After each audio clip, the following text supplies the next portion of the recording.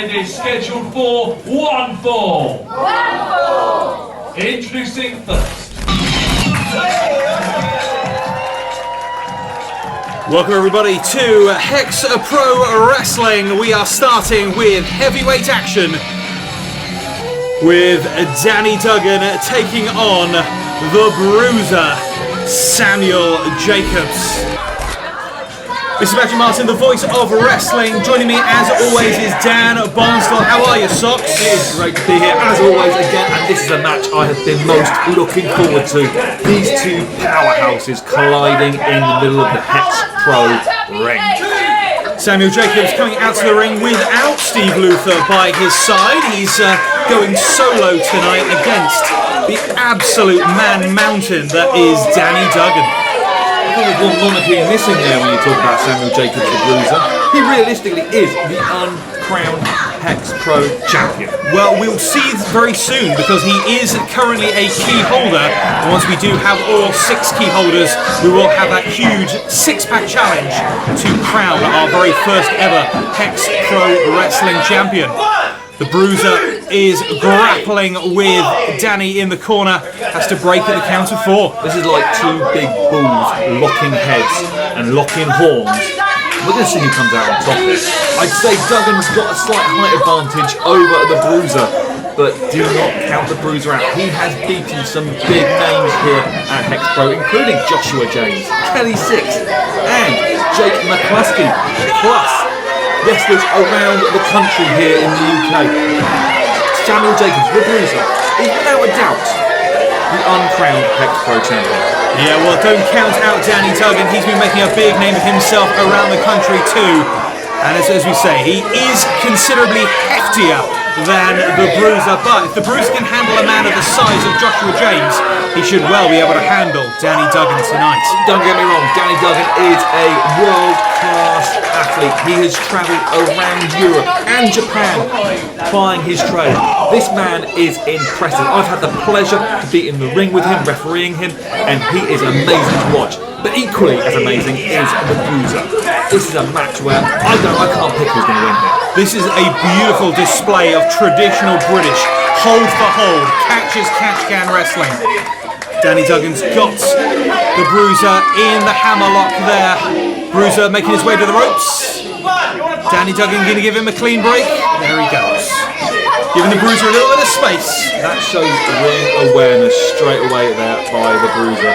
He knew where he was the whole time in that 6-sided ring. Got his foot to the ropes, made Duggan break the hold, cause separation, breaks the momentum for Duggan, and now we're back to the stalemate, 1-on-1. You say the Bruiser has really made a career for himself here at Hex Pro Wrestling.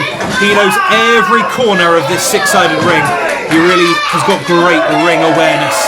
Danny Duggan's got the Bruiser down though, and keeps working on that arm. That may be the X factor in this match actually, Martin, when you think about it.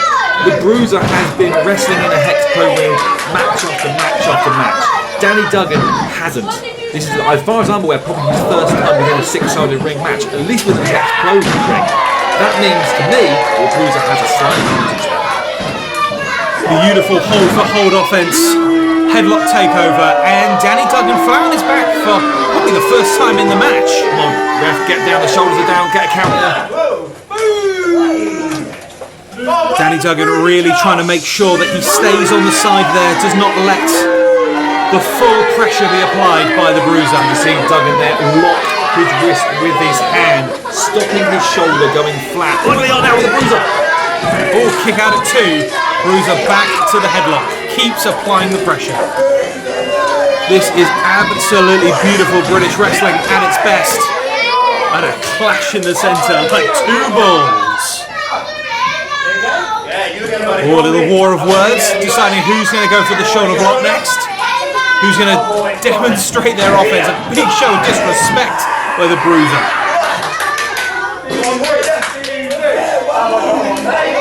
I'd actually say that Duggan is slightly bigger than the Bruiser. That's unusual for the Bruiser being in the ring with someone who is bigger than him, especially in the strength department. But what the Bruiser does have over Duggan is he's got that wily veteran mentality. Plus, Wouldn't do anything to win. Oh, without a doubt, the Bruiserweight has got that killer instinct. Oh, manages to avoid. Reversal, huge hip toss by Danny Duggan. Martin, you've been in the back, you've got your ear to the ground. Where's Steve Luther? Well, it seems that Steve Luther's got an awful lot on his plate at the moment, and I know that he manages to organise the roster into determining the very best wrestlers that we can, and he has managed to set up a series of matches which has led to tonight's main event, which is that triple threat for another key to the case. Don't get me wrong, the Bruiser is more than capable of being out there by himself, but it is unusual not to have Steve Luther in his corner. Maybe it's a show of arrogance from the Bruiser. Maybe he thinks that he doesn't need the help to defeat Danny Duggan. However, arrogance may lead to a fall. Look at this gory special.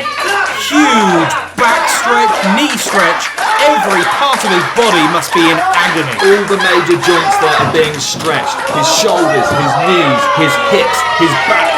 Everything is being pulled in the direction it's not normally meant to go in. The Bruiser's done the right thing. He's got out of that ring, created that separation, given himself some time to recover. And he's got 10, then the referee starts his count. The crowd are giving him a little bit of abuse, shall we say, but I think that he's determined. He has never been one to make friends with the fans of Hex Pro Wrestling. Clubbing blow to the back of Danny Duggan. Oh, but a knee left right to the midsection. The two men brawling on the outside. They've got to get back into the ring because a double countout will score on the record of the Bruiser, and at the moment he wants to maintain that undefeated streak. Again, wily veteran technique there by the Bruiser. He heard the referee's count, he knew he was getting close to count. He broke the count. Look at this, hooked up, looking for a slingshot. He's going to go right into the corner post. Oh, head first right into the ring post. Wow. That could be the game changer in this match. And again, Danny Duggan showing the same wily veteran skills. He broke the referee's count. Now I think that might have been a mistake there by Duggan. He should have rolled into the ring, let the referee finish his 10 count, win this match by a count out, because the Bruiser is seriously hurt.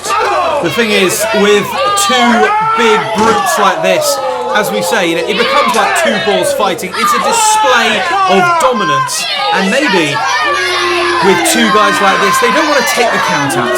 They want to be a determined winner. They want to prove that they are the very best by winning pinfall or submission. Oh my word! DDT on the cold concrete floor. No pads there. That is all hard floor. That is going to put the Bruiser in the lead. From point of view in control, and the referee's out there to check on Duggan. Duggan is hurt. This match may be delayed. The referee really has to maintain order, but also keep the safety of the wrestlers in mind. When you get dropped head first with one of the most devastating moves in wrestling, people forget just how devastating a DDT is. It's head first, full force, all the body weight straight into the mat. It's taken veterans out over the years. Think back to the times of Ricky Steamboat and Macho Man Savage. That is what a devastating move can do to a competitor in this. This is getting close. Oh, just in before the 10 count. Wow. The Bruiser thought it was all over. The Bruiser thought he had won, but he's not going to get the easy way out. Danny Duggan is back, and caught. Manages to reverse the Uranagi into a throw himself. Not that time. There's the Uranagi. And a senton for good measure. Don't know if he got all that senton that he wanted, but Duggan is definitely hurt there.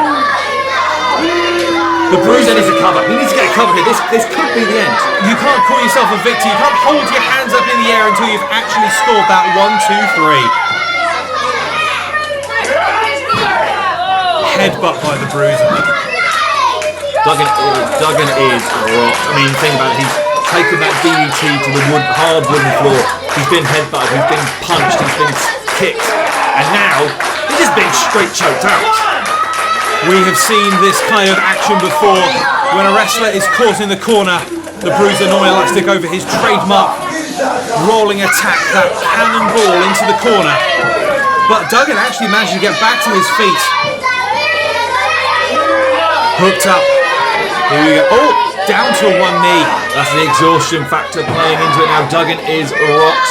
Bruiser's going to have him, though. He's not going to stop him. But Duggan is fighting back. Can he stop this suplex? Manages to reverse the suplex into one of his own. Beautiful, almost smack-style suplex there. Impressive considering the amount of damage Duggan has taken. But he's back to his feet. The crowd are really getting behind Danny Duggan, and he is firing him up. A sudden rush of adrenaline. Oh, but digging his claws into the eyes. A rush of adrenaline can easily be stopped with a rake of the eyes. Puts him into the corner, reverses the Irish whip. But straight out of the corner into a double dropkick. Oh, it looks like the Bruiser is calling for it. The Bruiser ball could be coming. Duggan is getting to his feet. Another Bruiser's aware. Oh, he got no! Oh, he's caught him. He's caught him inverted. Is he going to be a big power bomb? Straight up and oh, a buckle bomb. And a huge uppercut. Series of uppercuts now. Danny Duggan has got the energy behind him now. Beautiful reversal, great show of traditional British wrestling here. Flying European uppercut off the second rope. And again, both men are now down, both men are spent. The referee will start his 10 count here. If neither man gets to the ring, to the feet, by the count of 10, this match would be a draw. We don't want to see that. We want to see one of these guys win this match. These two wrestlers are so even. Oh, great show of athleticism. Duggan's up. Reverses the German, the waistlock. Ducks under. Pinfall attempt. Kick out at 2. It is hold for hold between these two bulls in the ring. High knee by Danny Duggan. Oh! A combination roaring elbow and high knee. Both men down. Both men going for the big knockout blow, and both men connected. Now the question is, are both men out? Referee's got the count. It's up to 4. Okay, we're halfway to a double knockout here. Bruiser is moving. He's onto his knees at least. Duggan isn't looking up this time. He needs the ropes, but he's getting up. He's to his feet. As is the Bruiser. We're back into it again. Oh, series of strikes. Strike for strike between these big, beefy boys. Okay, uppercut. European uppercut. Oh, but he managed to reverse. Backslide attempt. Shoulders are down. Kick out at 2. Thought that was it there. So close. Got the waistlock. The referee's in the way. Bruiser is, oh my word, throws the referee to the canvas. The referee's in the wrong position there, to be fair. That should be an instant disqualification. Oh, but...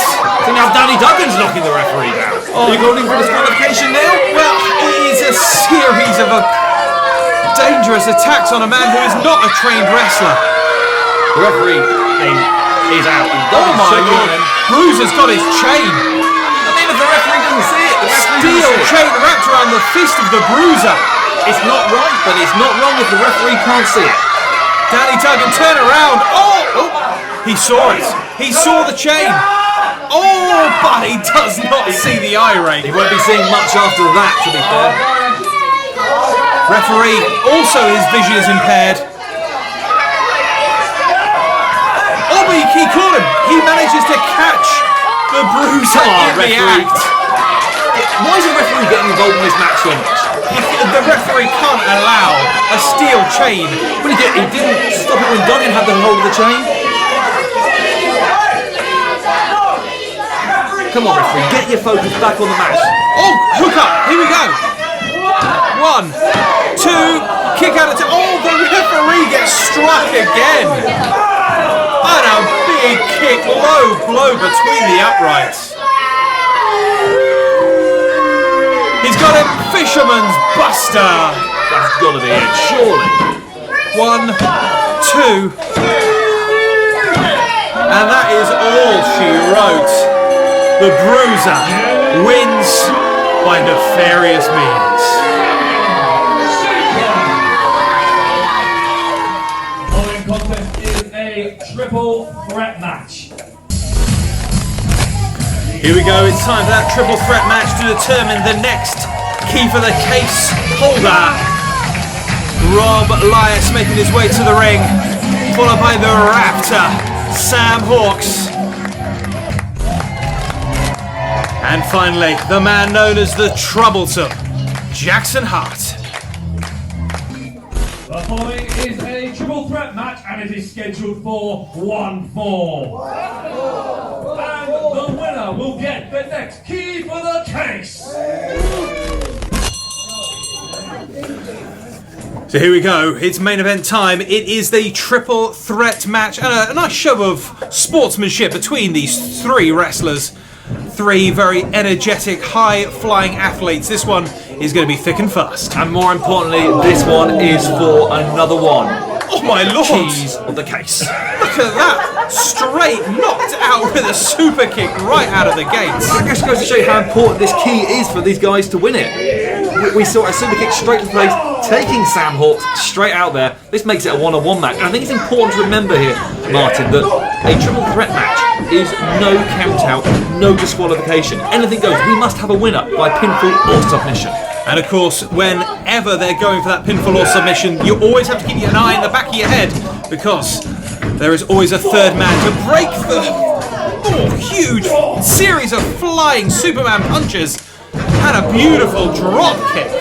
This is my first time seeing Troublesome Jackson Hart in action, and I am hugely impressed. He is an impressive athlete and very quick, but so is Sam Hawks. He is high-flying to say the least. They don't call him the Raptor for no reason. He really is a bird of prey, the master of aerial offense. But speaking of aerial, Rob Elias is no slouch himself. He misses the plancher to the outside, but here we go. Oh, beautiful tope suicida by Jackson Hart. Sam Hawks now measuring both his opponents. What's he going to do here? Oh, a Frosbury flop straight over the top rope. Impressive by the very tall athlete there that Sam Hawks is. Now he's pushing Rob Elias back in the ring. Maybe he feels Rob is more weakened to be able to get that pinfall and that all-important win for that cash in the case key. I think it's far too early to even think about pinfalls at this point. But the Raptor is ready to strike. Oh! Being up and over, Rob Elias manages. Oh! But a thrust to the midsection. Shoulder attack. Diving. What's... Oh! Manages to avoid the spin kick. And Rob Elias going for the burning hammer. Oh, but lands on his feet. And there's the spin kick by the Raptor. Trying to roll him over the pinfall. He's not quite flat. Oh, hang on. No. Here comes Jackson. Flying elbow strike. Crowd here in Denmead unusually quiet tonight. They don't think they know quite what to expect from these three great athletes. And they are in for a real treat here. Wow, what a kick to the side of the head. Sam Hawks down, rocked there. This triple threat could be a sign of things to come. Remember, the winner of this match will go on to a six-pack challenge to determine the first ever Hex Pro champion. Kick out at 2. Great show of resilience by Sam Hawks. Again, back to a one-on-one match here between Rob Elias and Jackson Hart. These two are just exchanging move for move. Oh my lord! Psyched him on the top of his head! Someone check that man's neck! And a kick out at 2. How did he manage to kick out of that? He looked like he was broken in half. Dear God Almighty. And he is removing himself from the match. He's out of the ring now, which leaves it now down to Rob Elias and Sam Hawks. Oh, both men going strike for strike here. If I was Sam Hawks, I'm not sure this is a good idea. I think Rob has definitely got the strength advantage for the strikes. If I was Sam, I'd be relying on my high-speed manoeuvres to take Rob down. Oh, big chop there. Rob does not look impressed at all. Chop of his own. Oh, stinging chop. The sound echoing around the arena. Series of big strikes, club across the back. There you go, Rob showing his strength advantage there. I'd say pushes him off the rope. Oh, Interesting manoeuvre. Jumps over into a red alert. Wow. 1, 2, kick out at 2. Fantastic high flying offense by the Raptor. Ducks under. Oh, backstabber, 2 knees right to the spine. And a poison rana, really ugly landing by Rob Lyons. Kick out at 2. How did Rob kick out of that? He landed smack on the back of his head. He should be out. It just goes to show what these men will do to earn a key for the case. Manages to hook him. Can he get the Burning Hammer? There we go! Rob Lyons hitting his finishing move, the Burning Hammer, but he is not capitalising. He is not going for a pinfall. We've been talking a lot about this. Oh, hang on, we've got... Oh my lord! Heck, that is the Faceless! What is he doing here? The Faceless is attacking Rob Lyons. Hits him in the head with the hook! He's out. That's Rob out on the ramp there. And the referee, as we said earlier, this is no disqualifications. The referee can't do anything about this. But what is the Faceless doing here? Would you want to go ask him? You're the journalist. You go ask him. I'm not going anywhere near him. So someone has called this man in. More importantly, Jackson Hart has the cover on Sam Hawks. 1, He's smiling. 2. Oh, a kick out. He left it far too long there. The effects of the Burning Hammer had worn off. Jackson Hart, if he wants to win this, he's going to have to win it himself, using his own offense. Why would the Faceless attack Rob Lyons? Oh, series of hook kicks. Oh, big attack. 1, 2, 3, and it is a win. A win for Sam Hawks, and he wins a key to the case.